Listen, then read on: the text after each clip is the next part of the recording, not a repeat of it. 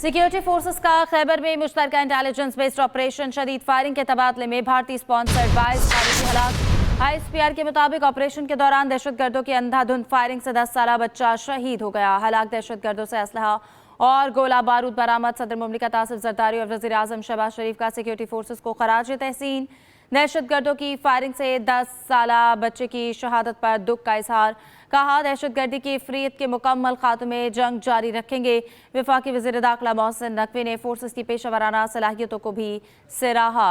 Security forces का खैबर में मुश्तरका intelligence based operation शदीद फायरिंग के तबादले में भारतीय स्पॉन्सर्ड खारिजी हलाक। ISPR के मुताबिक ऑपरेशन के दौरान दहशतगर्दों की अंधाधुंध फायरिंग से 10 साला बच्चा शहीद। ईरान जंगबंदी में तोसी के बाद इसराइल लेबनान सीज फायर में भी तोसी। अमरीकी सदर डोनाल्ड ट्रंप ने कहा, इसराइल और लेबनान जंग बंदी में 3 हफ्ते की तोसी की जा रही है। इसराइली वज़ीर आज़म और लेबनान के सदर की मेज़बानी का मुंतज़िर हूँ। लेबनान के साथ काम करने के लिए तैयार हैं। अमरीकी सदर के ऐलान के बाद अक़वाम मुत्तहिदा में इसराइली सफ़ीर ने कहा, जंगबंदी 100% नहीं, जब भी ख़तरा होगा इसराइल कार्रवाई करेगा।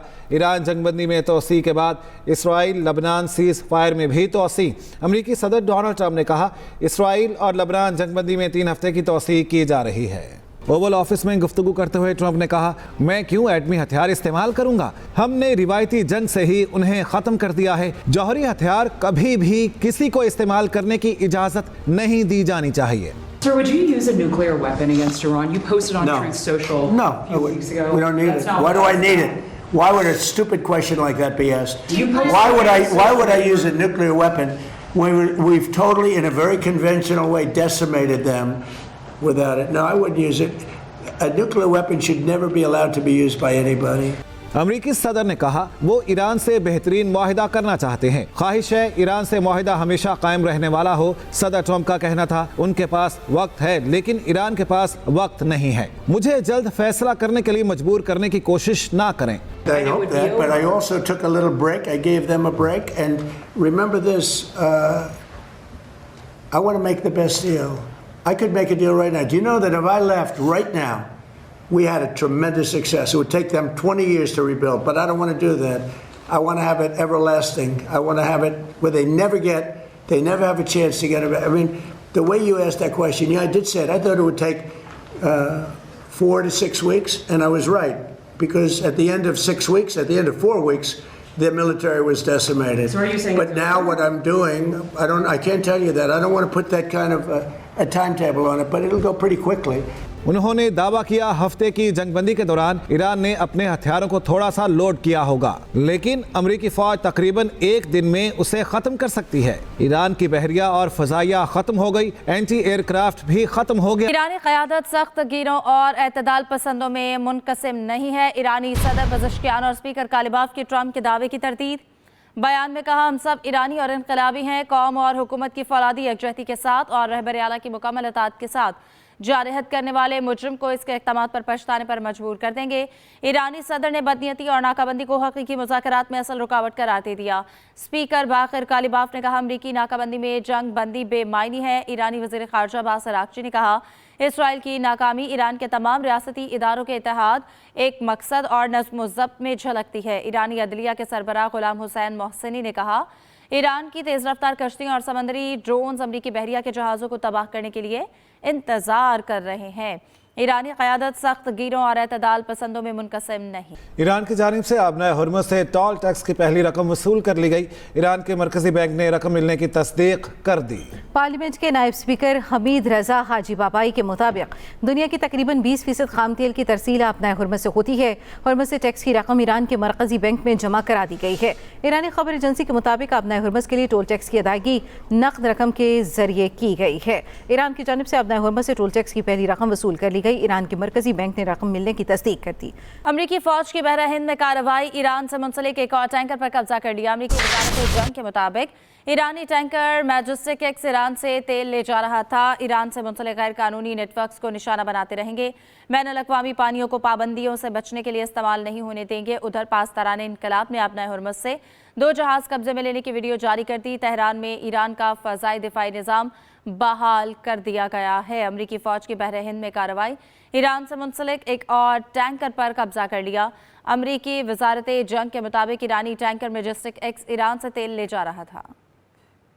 پہلگام فالس فلیگ کے بعد بھارتی اشتعال انگیزی پر پاکستان کی قومی سلامتی کمیٹی کا سخت اور فیصلہ کن موقف اس وقت بھی سامنے آیا تھا. آج جو پاکستان کی اہمیت ہے، آپ کو کیا لگتا ہے کہ اس وقت کے فیصلے آج کتنے پر اثر ہو رہے ہیں؟ جی بہت شکریہ مس مجھے لائن پہ لینے کے لیے. جی میرے خیال میں اس کا جواب تو یہی ہے، اور الحمدللہ پوری دنیا دیکھ رہی ہے، نہ صرف پاکستان دیکھ رہا ہے کہ پاکستان کے جو فیصلے ہیں، پاکستان کا جو سٹانس ہے، پاکستان کا جو کانڈکٹ ہے as a very very mature and responsible state, پوری دنیا میں اکنالج کیا جا رہا ہے. ابھی آپ دیکھیے کہ خطے میں ایک جنگ ہو رہی تھی اور اس کا انجام جو تھا بہت ہی زیادہ بھیانک ہونے والا تھا، اور اس کو رکوانے میں پاکستان کی جو سول قیادت ہے، پرائم منسٹر ہیں، ڈپٹی پرائم منسٹر ہیں، ملٹری قیادت ہے، فیلڈ مارشل عاصم منیر ہیں، انہوں نے اتنا بڑا رول ادا کیا کہ انہوں نے اپنی کیپیبلٹیز کو یوز کر کے 24/7 کام کر کے سیز فائر جو ہے کروایا، جو ابھی تک ہولڈ کر رہا ہے. ظاہر نیگوسیشن میں ٹائم لگتا ہے. نمبر 2 جی، ان ساری باتوں کے درمیان یہ بات ہوئی کہ پوری دنیا سے آپ کو کالز آ رہی ہیں، پرائم منسٹر کو آ رہی ہیں، باقی لوگوں کو آ رہی ہیں، اور سارے کے سارے لوگ آپ کو سپورٹ کر رہے ہیں. ابھی ریسنٹ آپ نے دیکھا پچھلے 2-3 دنوں میں کتنے اہم ممالک ہیں، ان کے ایمبیسڈرز نے ہماری لیڈرشپ سے ملاقات کی ہے. تو اس کا مطلب یہ ہے کہ پاکستان کا ایک نام ایک بہت میچور رسپانسبل اسٹیٹ کے طور پہ ابھرا ہے، اور اسٹیبلائزر کے طور پہ ابھرا ہے، پیس میکر کے طور پہ ابھرا ہے. انڈیا کی طرح نہیں کہ جو پورے خطے میں، پوری دنیا میں ڈی اسٹیبلائزیشن ٹیررزم سے کرنے کی کوشش کر رہا ہے. اسپیشلی اگر آپ دیکھیں کینیڈا میں وہ پکڑے گئے، یو ایس اے نے ان کو پکڑ لیا، پاکستان میں وہ ٹیررزم کر رہے ہیں. تو یہ پاکستان تو بہت ہی ڈفرینٹ ہو گیا، اور الحمدللہ اس کے لیے پاکستان نے بہت محنت کی، اور پوری دنیا میں پاکستان کی پذیرائی ہو رہی ہے اور عزت افزائی ہو رہی ہے. صحیح. میجر جنرل ریٹائرڈ رضا محمد صاحب، اس سلسلے میں کیا سمجھتے ہیں کہ پہلگام فالس فلیگ آپریشن جو بھارت کی جانب سے کیا گیا، اسٹریٹجک مقاصد کیا ہو سکتے ہیں؟ بڑے پیمانے پہ کیا اچیو کرنا چاہتا تھا بھارت؟ جی اگر جو انٹرنیشنل لیول پہ اگر آپ دیکھیں ان کے جو مقاصد تھے تو وہ تو یہی تھے کہ پاکستان کو دنیا میں بدنام کیا جائے، اور خود ایک فالس فلیگ آپریشن کر کے اپنے لوگوں کو خود مار کے ان کا الزام جو ہے پاکستان کے سر تھوپا جائے، اور پوری انٹرنیشنل کمیونٹی جو ہے یہ سمجھے کہ پاکستان نے یہ ٹیررزم کیا ہے. نمبر 1 جی. نمبر 2 بات یہ ہوئی کہ پاکستان نے بالکل اس کا جو بلف ہے، وہ کہتے ہیں نا کالنگ دا بلف، کر دیا اور کہا جی اچھا اس کی اوپن انکوائری کر لیں. جب اوپن انکوائری کی بات آئی تو انہوں نے اس کے ساتھ اگری نہیں کیا انڈیا نے. تو الحمدللہ وہ جو کرنا چاہ رہے تھے، کیا کرنا چاہ رہے تھے، پاکستان کو نمبر 1 بدنام کرنا تھا. نمبر 2 ان سائڈ انڈیا وہ اپنے لیے ووٹرز کی اور لوگوں کی سپورٹ چاہتے تھے، ہمدردیاں حاصل کرنا چاہتے تھے، اور تیسرا یہ ہے کہ خطے میں ڈسٹیبلائزیشن کے لیے اور کشمیریوں کو ڈرانے کے لیے، اور وہ ان تمام تر مقاصد میں ناکام رہا. دفاعی تجزیہ کار رضا محمد، میجر جنرل ریٹائرڈ، بہت شکریہ. Welcome back. پاکستان نے متحدہ عرب امارات کو $3.45 ارب کے تمام ڈپازٹ واپس کر دیے. اسٹیٹ بینک کے مطابق یو اے ای کو گزشتہ روز $1 ارب کی رقم واپس کی. گزشتہ ہفتے متحدہ عرب امارات کو $2.45 ارب واپس کیے گئے. جی ہاں، اہم خبر ہے، آپ کو اپڈیٹ کریں گے. پاکستان نے متحدہ عرب امارات کو $3.45 ارب کے تمام ڈپازٹس واپس کر دیے. آن گرڈ سولر کنیکشن کے لیے ون ٹائم $1,000 فی کلو واٹ فیس ادا کرنا ہوگی. تمام سولر نیٹ بلنگ صارفین کو نیپرا سے منظوری لینا ہوگی. نیپرا حکام کے مطابق سولر پر کوئی نیا ٹیکس نہیں لگایا گیا. آف گریڈ صارفین کا نیپرا منظوری سے کوئی تعلق نہیں. نئے ریگولیشن سے پہلے نیپرا 25 کلو واٹ سے زائد کنیکشن کی منظوری دیتی تھی. ذرائع کا کہنا ہے کہ فروری میں نیپرا نے اپنے افسران کی تنخواہ میں 3 گنا اضافہ کیا. اپنی آمدن بڑھانے کے لیے کم کیپیسٹی کے نئے نیٹ بلنگ کنیکشنز پر $1,000 فی کلو واٹ فیس عائد کی ہے. آپ کو بتا رہے ہیں کہ آف گریڈ صارفین نے نیپرا کے حوالے سے آپ کو بتائیں کہ سولر کنیکشن کے لیے ون ٹائم $1,000 فی کلو واٹ فیس ادا کرنا ہوگی. اچھرا لاہور میں 3 بچوں کو قتل کرنے کے بعد ملزمہ کی گھر سے باہر جانے کی فوٹیج سامنے آ گئی. بچوں کو قتل کرنے کے بعد ملزمہ ردا کو گلی سے باہر جاتے دیکھا جا سکتا ہے. پولیس کے مطابق ملزمہ نے قتل کی واردات کے بعد کرائم سین تبدیل کرنے کی کوشش کی. ملزمہ نے واپس آ کر محلے داروں کے ساتھ مل کر 15 پر کال کی. اچھرا لاہور میں 3 بچوں کو قتل کرنے کے بعد ملزمہ کی گھر سے باہر جانے کی ویڈیو سامنے آ گئی. بچوں کو قتل کرنے کے بعد ملزمہ ردا کو گلی سے باہر جاتے دیکھا جا سکتا ہے. پولیس کے مطابق ملزمہ نے قتل کی واردات کے بعد کرائم سین تبدیل کرنے کی کوشش کی. ملزمہ نے واپس آ کر محلے داروں کے ساتھ مل کر 15 پر کال کی. इशरा लाहौर में 3 बच्चों को कत्ल करने के बाद मुलजिमा की घर से बाहर जाने की फुटेज सामने आ गई। नुमान शेख हमारे साथ हैं, उनसे बात कर लेते हैं। नुमान शेख, बताएगा कि इस केस में अभी तक क्या सामने आ सका, किस तरह से क्राइम सीन को बदलने की कोशिश की गई और ये कत्ल किए क्यों गए?